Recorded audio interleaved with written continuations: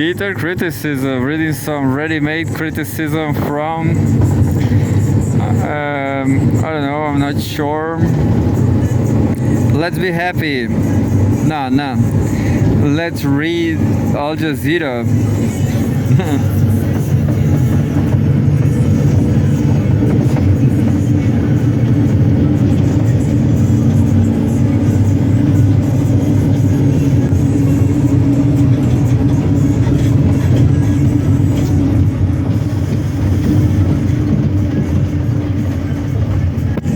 Something is going on in South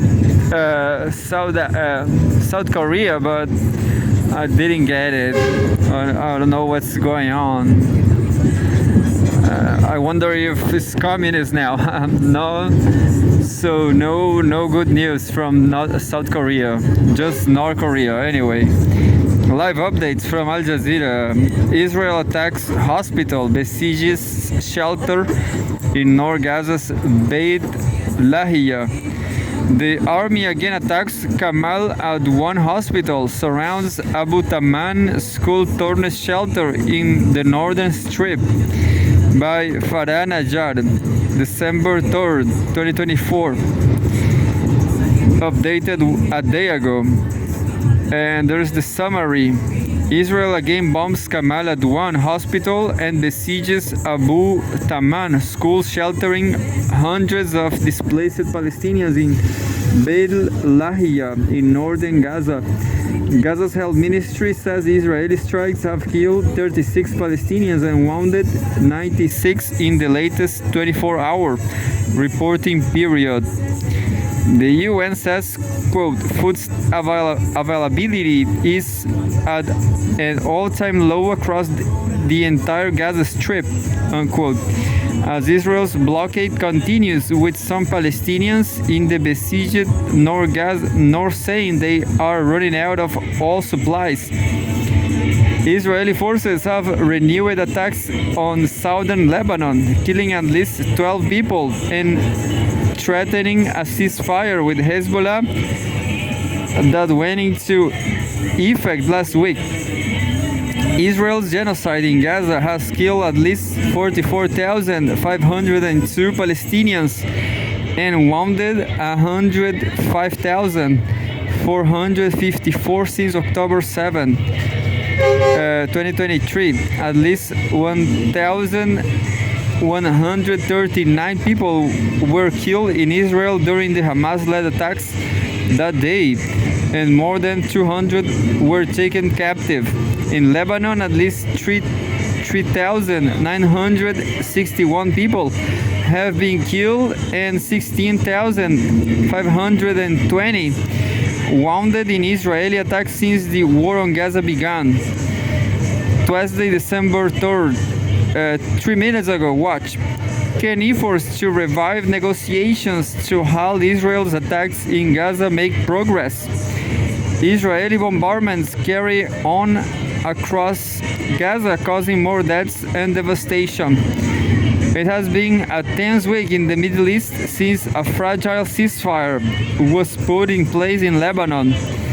The United States president announced soon after that he will be turning his attention to Gaza, bolstered hopes of a truce in the Strip.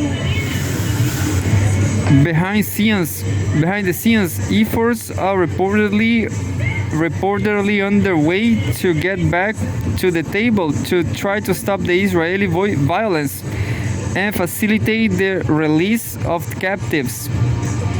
But on the ground, Israeli bombardments have been relentless. The United Nations says the delivery of food and aid in Gaza is at an all-time low. Will the violence detail U.S. plans? And what is likely to happen once Donald Trump takes over in less than 2 months? Watch Al Jazeera's Inside History to hear the debate. And there's a video. Israeli bombardments carry on across the Strip, causing more deaths and devastation. Thursday, December 3rd, 20 minutes ago. Qatar rejects any attempt to reduce role on UNRWA. The words came in a statement from Abdulaziz Mohammed Al Mansouri, a Qatari official in Geneva, during the annual pledging conference of the United Nations High Commissioner for Refugees, UNHCR in Geneva. Quote, the state of Qatar expressed its rejection of any attempts to either terminate or reduce the role of UNRWA, strip Palestinians of their refugee status, or liquidate their cause, unquote. QNA news agency reports.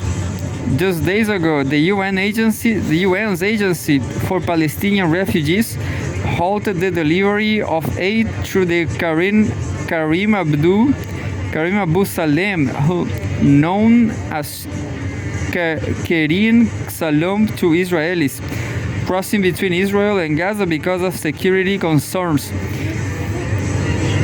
Israeli lawmakers are also moving to ban the organization from operating with the country, a move that has drawn widespread international criticism.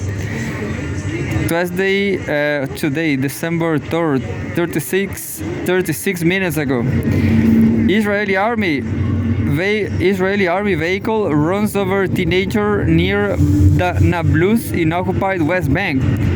An Israeli military vehicle ran over a 17-year-old boy in the West Bank, town of Beita, south of Nablus, the Palestinian news agency Wafa reports. Wafa cited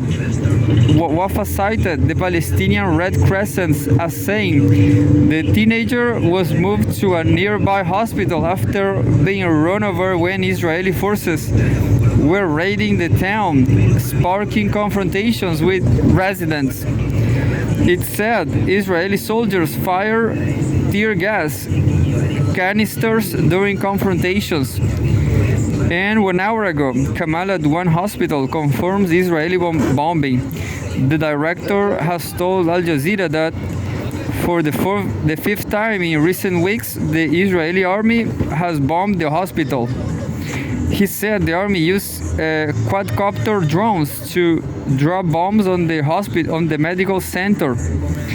Last week, an Israeli drone killed Dr. Ahmed Al-Khaloud, the director of Kamal Adwan Hospital's intensive care units, as he was reportedly passing through the gate of the besieged facility in northern Gaza. And the very last one. 1 hour ago, civil defense. Life for those who remain in Beit Lahia catastrophic.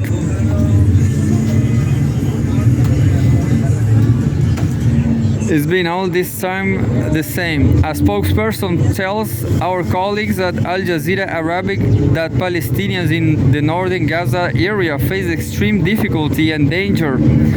Earlier, we reported that Israel had bombed Kamal Adwan Hospital and laid siege to a school-turned shelter in Beit Lahia.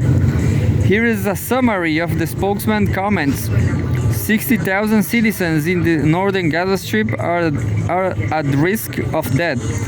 We cannot provide any medical or ambulance service in the northern Gaza Strip.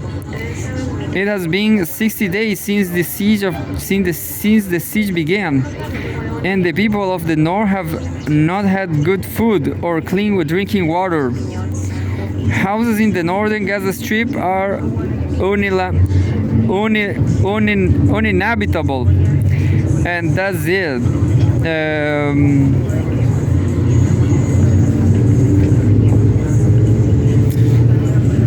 I'm going to read the very last one. 1 hour ago to December 3rd.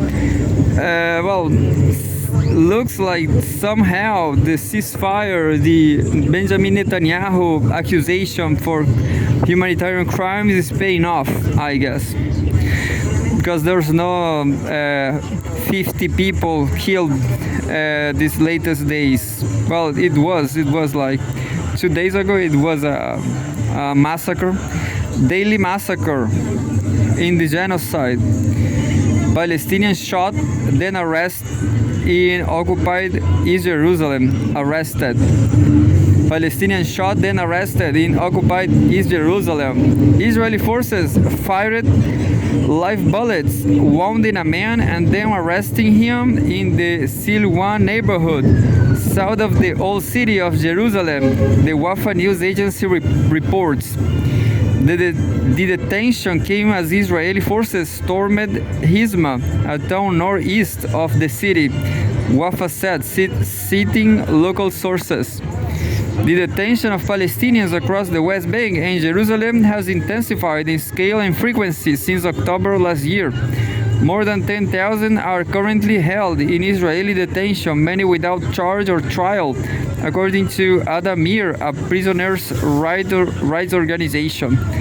And that's the very last one for now.